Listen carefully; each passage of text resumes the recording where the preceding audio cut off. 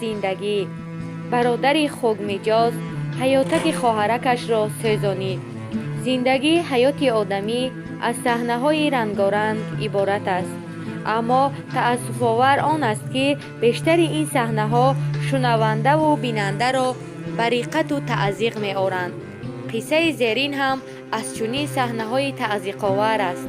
اصلاً دستم پیش نمی رود که این واقعه ننگین را بنویسم، ولی تنها به خاطر آنکه برای دیگران سبق گردد و سر به جیب اندیشه بکشند و خود را از درنده های آدم صورت احتیاط نمایند. به شبکه قدمشو ایستای آبونه شوید.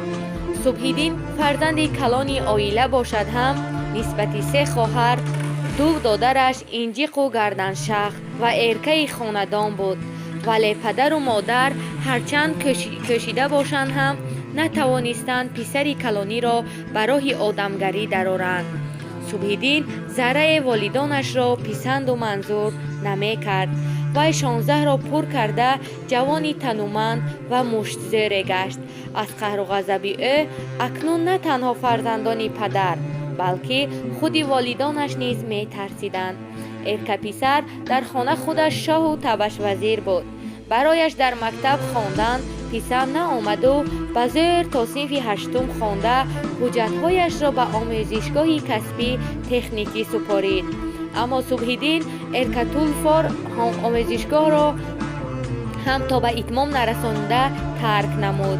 به روسیه می روم و کار کرده می آیم اعلان کرد روز صبحیدین به پدر و مادرش. تصمیم پسر پدر و مادر را قناعتمند ساخت. شکر نمودند که عقل پسرشان در آمده است و اکنون فکر سر و سامان در آوردن به زندگیشان را می کند. دادش هیچ گپ نه که پسرمان آموزشگاه را پرتافت. دیپلم عالیدارها هم حاضر به روسیه رفته ایستادند و دیپلم‌هایشان را در تگ صندوق شوهرش را تسلی داد مادر صبحیدین. هر راست بگذار به روسیه رود، نباشد انا من نگفته ابله کرده به عسکری میبرنش. عقیده خود را بیان داشت پدر. پسرم حالا هوا سرد است، 2-3 ماه که دیگر طاقت کن، بهار می شود.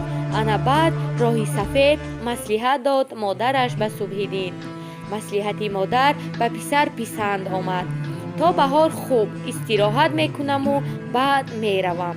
اندیشه در دل او قرار داد که تا فرارسی بهار از وقت مساعد خوب استفاده برده راحت میکند. صبحیدین با بگاهی رازی ها همراه 1-2 جوره مثل خودش گردنشخ فیلم های فحش تماشا میکرد. پدر و مادرش بعضا چه خیل فیلم ها را تماشا کردن پسر را بینند هم بگذار تا به روسیه رفتنش به طب دلش کار کند گفته مهر خاموشی بر لب میزدند. میدانید یک کنایه آوردم که تماشا کرده کیف میکنید. بگاهی رازی دیسک را از بغل برآورده با ذوق گفت جرهش علی. در حقیقت هم فیلم آورده علی به صبحیدین پسند آمد. تا این دم چنین فیلمی پرفحش را تماشا نکرده بود. جیره ها آن شب تا صبح 3 مرتبه فیلم را گشته و برگشته تماشا کردند. صحنه های پرفحش و فجور فیلم به صبحیدین تأثیر منفی رساند و فکری بازن علاقه جنسی نمودن چون تارهای عنکبوت وجودش را می پیچاند. جوانی تشنه شهوت نقشه باکی انجام دادن عملی رذیلانه اش را می کشید، ولی دختری موافقی پیدا کرده نمی توانست. یکی از خویشان پدر صبحیدین که در دهه بالاتر از حولی صبحیدین اینا میزیست آمده در همین هوای زمستان پسرش را عائله دار کرد. اهل عائله همه به توی رفتند. صبحیدین هم آنجا رفت و قطار دیگر جوانان با رقاصه خیمچمیان در میدان رقصی خوب کیف کشانی نمود. چشمش در صحنه رقص به خواهر کلانیش نگاره افتاد که همراه دختر عمکش می رقصیدند.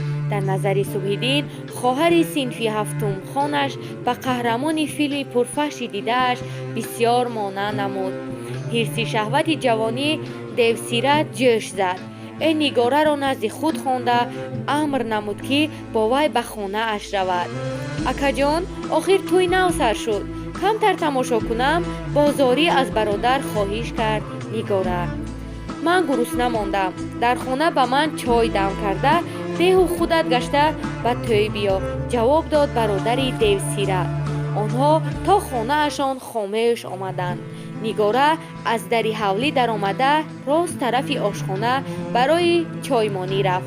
صبحدین روی حولی چند هیکلوار ایستاد، ولی ابلیس عقل سالم او را گمان برهم زد و وقتی قله را از دست نده گویان او را به پیش تله داد.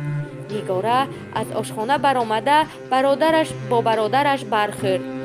تلخه مکه فاندی، ناراضیانه گفت خواهر و از چاق کرته‌اش توف توف کرده فرستاد.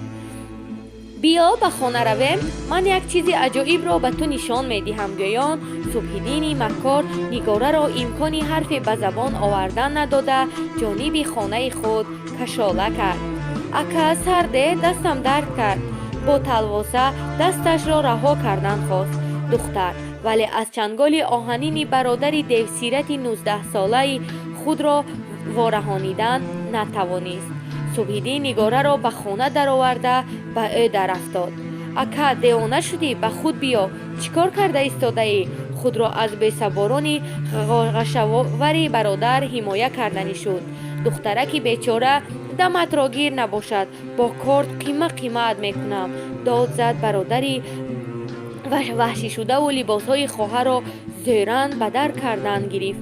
نیگاره زیر میزد، زاری میکرد، با پدرم میگویم گویان تهدید مینمود، لیکن فریادرس نمیافت که از چنگال برادری ظالم خلاصش دهد. ابلیس پسر به مقصد حبیسانه خود رسید، خواهر را دامان اسمت درید، به شیطان و اهریمن دمساز گشته صبحدین قسمت خواهرش نیگاره را سوخت. خیز به توی رو، اگر یگان کس فهمد میکشمد. خودت میدانی که من از کسی ترس ندارم. به روسیه روم، برای تحفه های زیر میفرستم، پول روانت میکنم، فقط تو دمت را گیر، فهمیدی؟ مشتش را زیر منه خواهر گریان گیره کرده تهدید نمود. صبحدین از در بیرون شد. دخترکی به تجربه اسمت باخته نمیدانست که چیکار کند. او چند در خانه نشسته گریه کرد و سپس به آشخانه رفته دست و رویش را شست. با چشمان ورمیده در چاینک چای دم کرده رویش را پیشانید. نیگاره به تو گفتم که به توی رو، لیکن دمت را گیر، شنید از همان آواز صبحدین را. دخترک مبادا برادرم از نو به دامانم چنگ سند گفته از ترس دوباره جانب توی خانه راه پیش گرفت. خاموشی خواهر در مورد واقعه روی داده عین مدعای برادری نابکار گشت و یک چند مرتبه دیگر به روسیه رفتنش به نیگاره دست درازی کرد. نیگاره وقتای آخر خود را به حال و به مدار حس میکرد. سرش درد میکرد و دلش میشورید. بیشتر خوابیدن میخواست. بعضا در درسها خوابیدنش را نفهمیده میماند. اولین شده معلمه مکتب عبدالله و پیخست نمود که شاگردی هفتم خانش نیگاره حامله‌دار شده است. معلمه که در برابر سابقه زیادی کاری آموزگاری داشتنش زنی تجربه زندگی انداخته بود، نیگاره را با مهربانی پرجوی کرده فهمید که تخمینش درست است. در مکتب و محله و خاندان نیگاره اینا شعر برخاست. خرد و کلان درباره حامله دار شوی نیگاره هفتم خان از برادرش گپ می زدند. پدر برای گرانی ننگ را برداشته نتوانستند، علاج به علاجی را در طلاق دادن همسر و از خانه برآمده رفتن دید. در دخالت کارمندان حفظ حقوق صبحدین را دستگیر نموده به وطن آوردند. او گناه خود را پوره به گردن گرفت. برادری پلید گویا موافق کردارش جزا گرفت. صبحدین سالیانی طولانی پس پنجره خواهد نشست. اما آیا این جزای وی نامی بد شده خواهر را نیک و دامانی دار شده اش را پاکیزه می سازد؟ در به وقوع آمدن این واقعه این انگین که گناهگار است. تربیت نادرست عائله، محیط زیست، صبحیدین طبیعتاً شیطان سیرت یا خواست قسمت.